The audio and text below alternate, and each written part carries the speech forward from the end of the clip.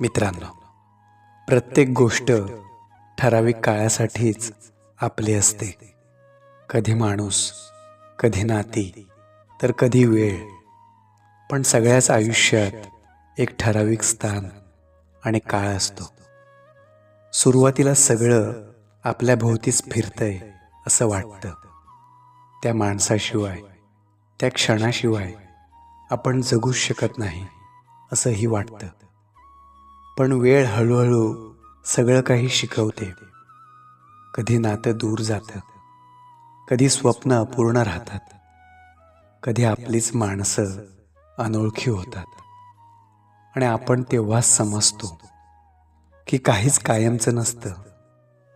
सगळं काही ठराविक काळापुरतंच असतं. त्या काळानंतर उरतात त्या फक्त काही आठवणी, थोड्या हसऱ्या, थोड्या वेदनादायक.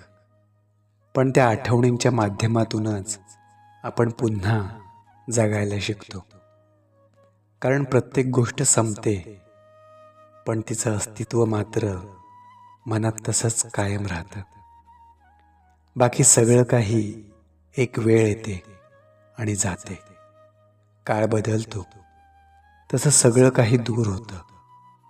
पण त्या काळात मिळालेल्या भावना त्या मात्र आयुष्यभर सोबत राहतात.